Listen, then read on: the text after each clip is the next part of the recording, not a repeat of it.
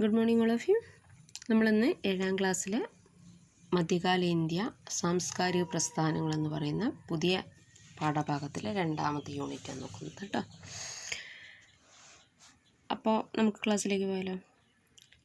നമ്മുടെ പാഠഭാഗത്തിൻ്റെ തുടക്കത്തിൽ തന്നെ തമിഴ് വരികളാണ് കൊടുത്തിട്ടുള്ളത്. കുലശേഖര ആഴ്വാർ പെരുമാൾ തിരുമൊഴി അതിൻ്റെ വിവർത്തനാണ് കൊടുത്തിട്ടുള്ളത്.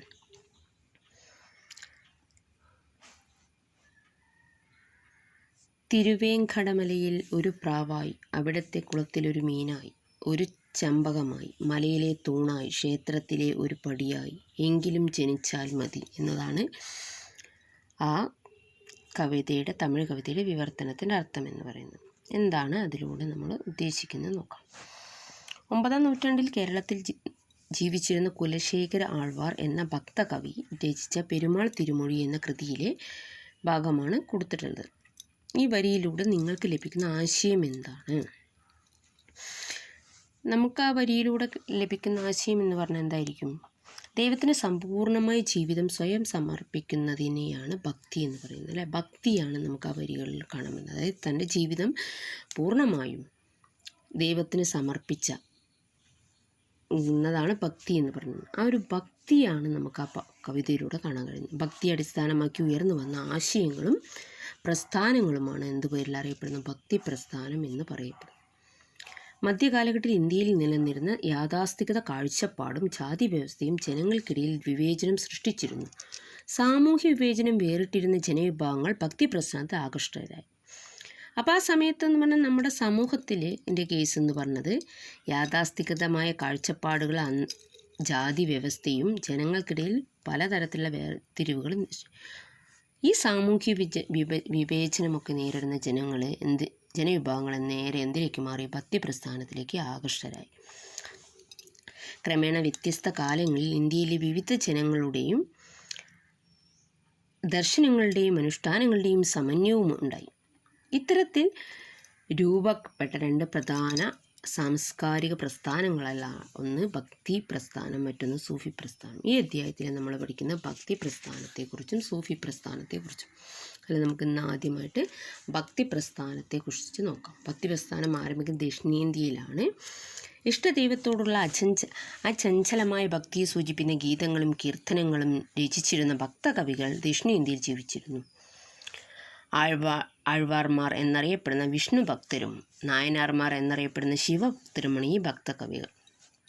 7 മുതൽ 12ാം നൂറ്റാണ്ട് വരെ നിലനിന്ന പ്രസ്ഥാനത്തിൻ്റെ സവിശേഷത. അപ്പോൾ ഭക്തി പ്രസ്ഥാനത്തിൽ 2 വിഭാഗം, ദക്ഷിണേന്ത്യയിലെ ഭക്തി പ്രസ്ഥാനം 2 വിഭാഗങ്ങളുണ്ടായിരുന്നു.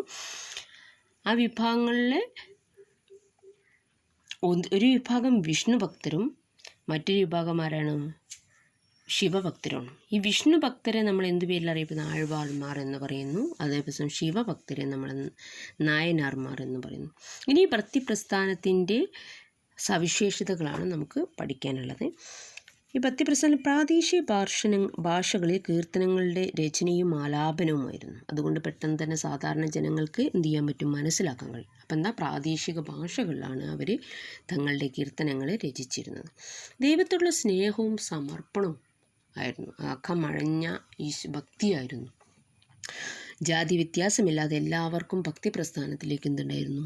പ്രവേശനം ഉണ്ടായിരുന്നു. അതുകൊണ്ട് തന്നെ വിവേചനം കൊടുകുത്തി നിന്നിരുന്ന കാലഘട്ടത്തിൽ കൂടുതൽ സാധാരണ ജനങ്ങൾ എന്തിലേക്ക് ആകർഷ്ടരായി? ഈ ഭക്തി പ്രസ്ഥാനത്തിലേക്ക് ആകർഷ്ടരായി. ഓക്കെ, അവിടെ സ്ത്രീകൾക്ക് തുല്യമായ പങ്കാളിത്തം ഉണ്ടായിരുന്നു. ഇഷ്ടദൈവത്തോടുള്ള അകമഴിഞ്ഞ ആരാധനയായിരുന്നു. അപ്പോൾ ഭക്തി പ്രസ്ഥാനത്തിൻ്റെ സവിശേഷതകൾ എന്തൊക്കെയാണ്? പ്രാദേശിക ഭാഷകളിലാണ് അവിടുത്തെ കീർത്തനങ്ങളും രചനകളും ഉണ്ടായിരുന്നത്. ദൈവത്തോടുള്ള സ്നേഹവും സമർപ്പണവുമായിരുന്നു. ജാതി വ്യത്യാസമില്ലാത്തൊരു സമൂഹമായിരുന്നു. പിന്നെന്താ? സ്ത്രീകൾക്ക് തുല്യമായ പങ്കാളിത്തം അവിടെ ഉണ്ടായിരുന്നു. ഇനി അങ്ങനെയാണെങ്കിൽ തമിഴ്നാട്ടിലെ ഭക്തിയിലാണ് ഭക്തി പ്രസ്ഥാനം ഒരു ജനഹിത പ്രസ്ഥാനമായി രൂപം കൊണ്ടത്.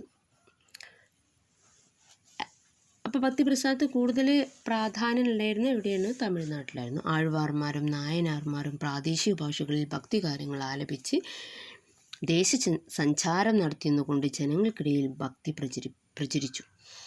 ആചാരങ്ങൾക്കും അസമത്വങ്ങൾക്കും ശക്തമായിരുന്ന അസമത്വങ്ങളും ശക്തമായിരുന്ന ആ കാലഘട്ടത്തിൽ കവികളുടെ രചനകൾക്ക് സാധാരണക്കാരെ ഏറെ സ്വാധീനിച്ചു. സമൂഹത്തിൽ നിലനിന്നിരുന്ന അർത്ഥശൂന്യമായ ആചാരങ്ങൾ ചോദ്യം ചെയ്യപ്പെട്ടു. ജാതി ഭേദമന്യേ സമൂഹത്തിലെ എല്ലാ വിഭാഗവും ആകൃഷ്ടരായി. ആഴ്വാർമാരും നായനാർമാരും രചനകൾ ഹൈന്ദവ മതത്തെ കൂടുതൽ ജനകീയമാക്കി. അപ്പോൾ ഇത് കൂടുതൽ പ്രചാരം കിട്ടി എന്നാണ് പറയുന്നത്. ഇനി ഈ കാലഘട്ടത്തിലെ ഇവരുടെ പ്രധാന 2 വിഭാഗത്തിൽ ഉണ്ടായിരുന്നു ഭക്തി, വിഷ്ണു ഭക്തരും ശിവഭക്തരും. അതിൽ വിഷ്ണു ഭക്തരെ നമ്മൾ പറഞ്ഞു ആഴ്വാർമാർ എന്നറിയപ്പെടുന്ന, അവരുടെ രചനകളിൽ മൊത്തത്തിൽ അറിയപ്പെടുന്ന പേര് എന്നാൽ 4000 ദിവ്യപ്രബന്ധം എന്ന. നായനാന്മാരുടെ രചനകളോ തിരുമുറൈകൾ എന്നിവയിലാക്കുന്നു. ഇനി ഇവരുടെ ആ കാലഘട്ടത്തിലെ പ്രധാന ഭക്തി കവികൾ ആരൊക്കെയാണെന്ന് നോക്കാം. വിഷ്ണു ഭക്തരായിരുന്ന ആഴ്വാർമാരിൽ പ്രധാനപ്പെട്ടവർ കുലശേഖര ആഴ്വാർ, പെരിയാഴ്വാർ,